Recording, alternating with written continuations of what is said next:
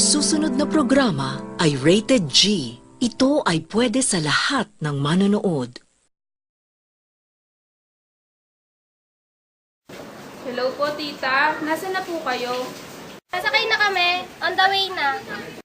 Ganun po ba? Sige po. Bye.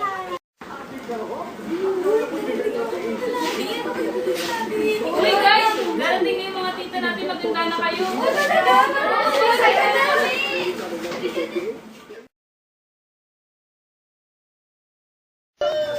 Ito si Kuya. Kuya ka naman. Saan yung naman compound? Doon lang sa kanto, sabay kaliwa kayo.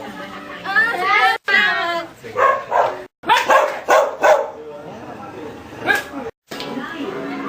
Nandiyan na sila, tita!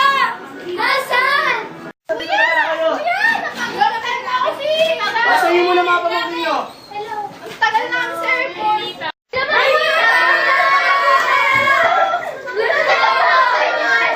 Magsibilis. Ay, tita! Papayin mo mga tita nyo, sige. Nag-globe ba? Oo, kamusta na kayo? Okay lang po. Alam niyo po ba, tita, ito may boyfriend. Ay, tulog Opo. Hindi ko kaya. O ano, kamusta na kayo dyan? Okay lang ba kayo? Okay lang kami, Kuya.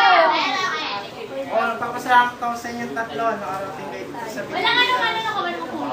Wala ka ba? Okay lang yan. Ganun talaga dito. O sige na, umpisahan na natin itong pagsasasalo natin. Sure, Kuya. Diba?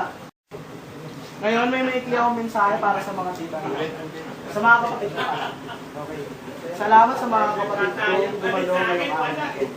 Binabati ko kayo ng maligayang Pasko. Una sa lahat, ako ay nagagalak na kayo ay nakadalo sa ating munting pagsasalo-salo.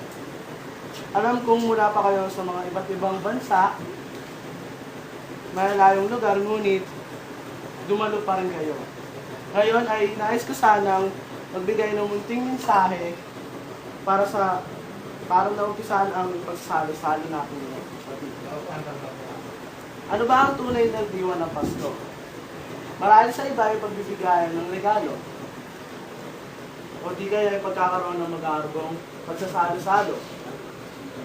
Ngunit, gusto ko sanang gamitin ang pagkakataon ito upang maibahagi ang aking nalalaman tungkol sa tunay na diwa ng Pasko. Para sa akin, ang tunay na diwa ng Pasko